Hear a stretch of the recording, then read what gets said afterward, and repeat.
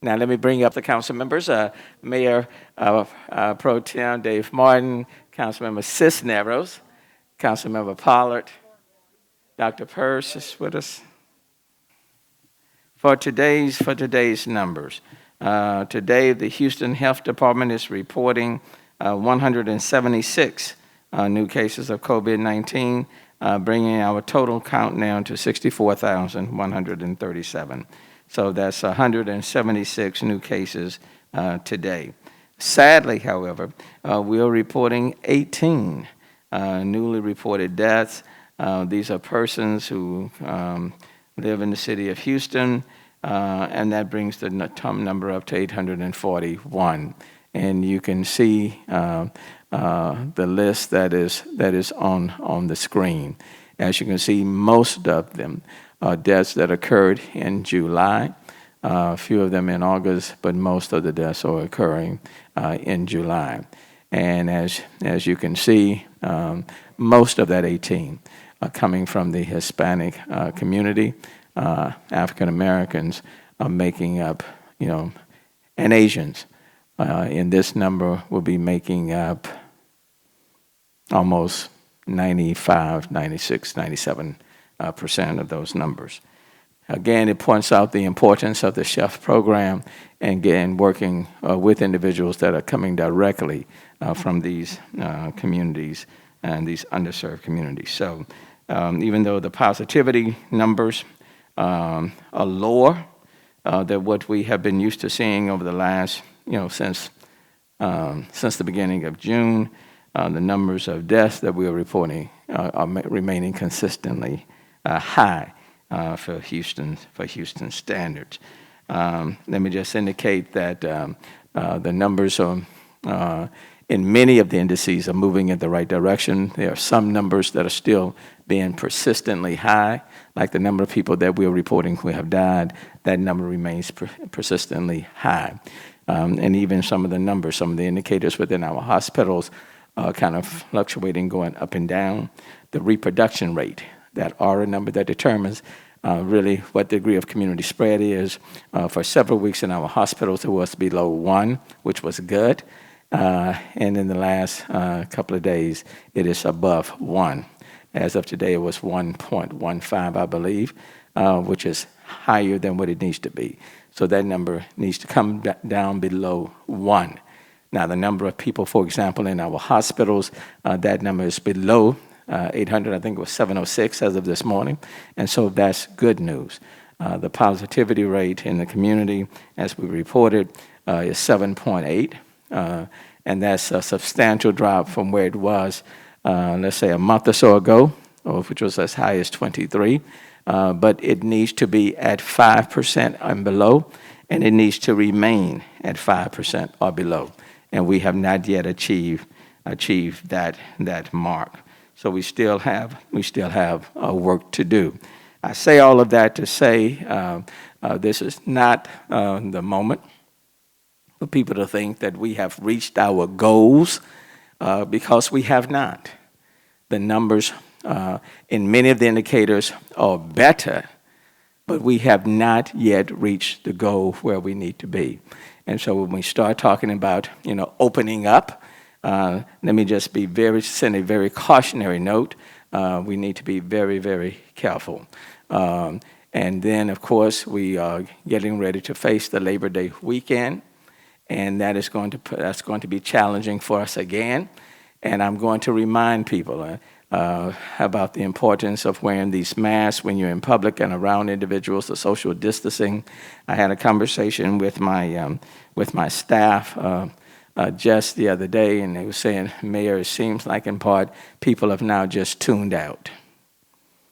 We say go get tested, there's plenty of capacity, but yet the numbers continue to remain low. And it seems like people have just tuned down.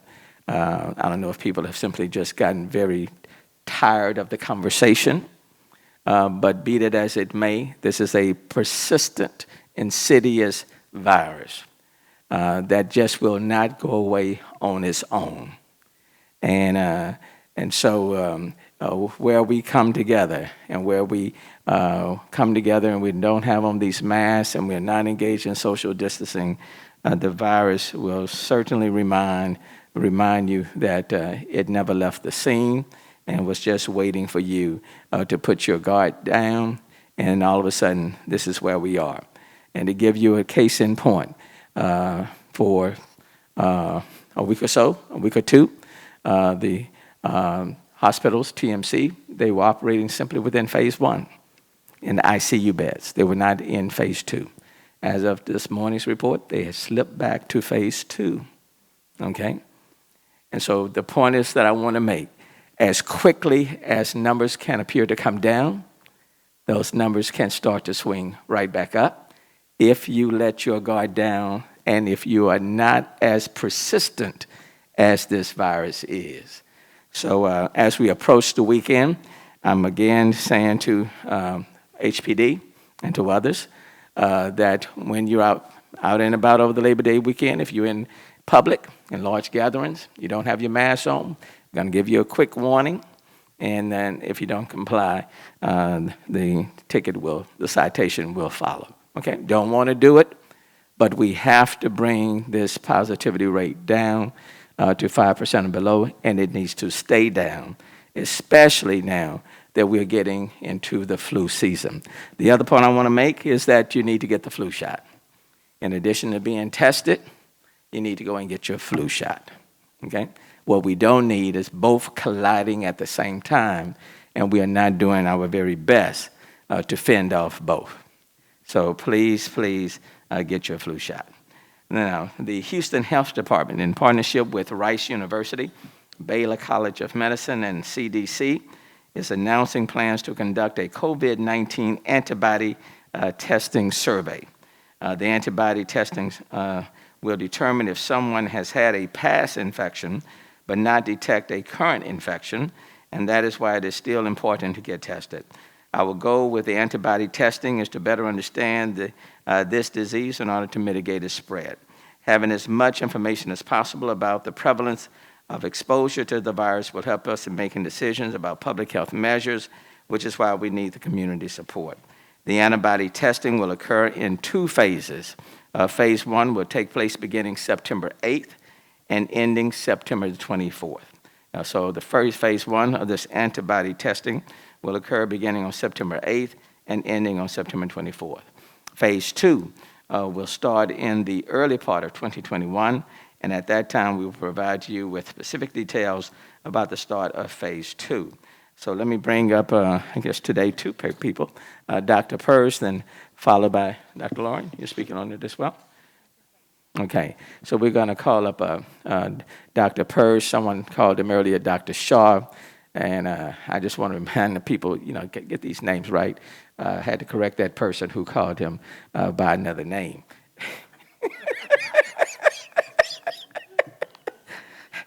Dr. Persse. Thank you, Mayor. And if you don't know me by now. So thanks. This is an exciting development. Our partners with the CDC, Baylor College of Medicine, Rice University, and of course the Houston Health Department are going to be embarking on a trial where we are going to be in advance randomly selecting addresses across the city, and we will be visiting those residences and asking people to participate in this trial. If your home should be selected, a team consisting of a Houston Health Department employee wearing a Better Together t-shirt, along with a paramedic from the Houston Fire Department, will arrive and explain to you that you are one of the ones, your home is one of the ones that was randomly selected to participate in the program. And if that should occur, what you can expect is there will be a simple questionnaire to be filled out, and we would ask that that be filled out for every member of the household. And it's not difficult, and it's pretty straightforward questions. And of course, there will be no questions related to things like Social Security number, bank accounts, none of those types of things. So if anyone should show up asking that, that is not us. We have no interest in that. We would never, ever ask any of those questions. But we will ask about if you've had signs and symptoms of COVID, if you've been exposed to anyone that you know that has had COVID, things along those lines, medical, COVID-related questions. We will then ask if we can obtain a blood sample from each member of the household, which will be tested for antibodies. And to remind folks what antibodies are, Those are part of your immune system that has reacted to a previous infection. And so to remind you, we've talked about this before, is that your immune system knows what is you.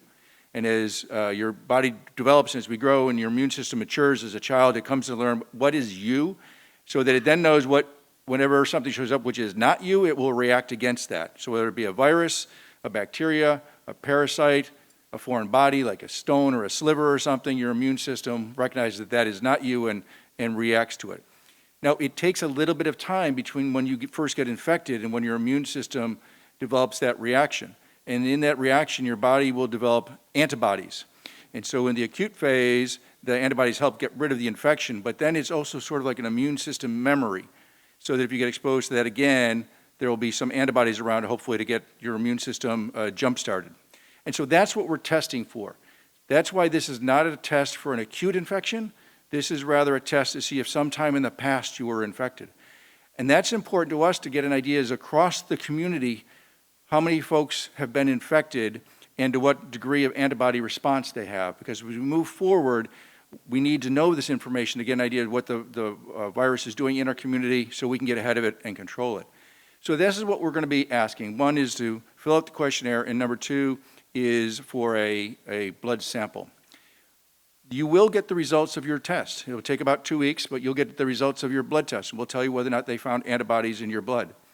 We will come back again in January, as the mayor said, and do this again. Again, there will be a random selection of addresses across the community. But in addition, folks who test positive the first time, we are going to ask you if you will participate with us again the second time, because we want to be able to see and compare what your antibodies are doing as time goes on. As I said, this is voluntary. We're doing it in relation with Rice University, the Kinder Institute, the CDC, and Baylor College of Medicine. And we really ask people to participate with this. It's obviously free, but it's going to really help us find out how this virus is behaving in the community and give us the intelligence, the information, the insight into what the virus is doing in our community so we can help get ahead of it and therefore get us all back on track. Thank you. And Dr. Hopkins, anything more to add? No. Okay. So again, that's additional testing that will be taking place, or phase 1 will take place beginning September the 8th, and it will be ending September the 24th.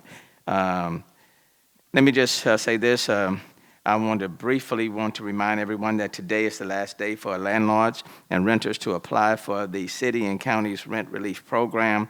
The program is a lifeline to those who have fallen behind and cannot pay rent as a direct result of COVID-19, and you can find more information on the Baco Ripley website. And that's between the county and the city. We're talking about $60 million in rent relief. So please, this is the last day for landlords as well as tenants. So please apply for those dollars.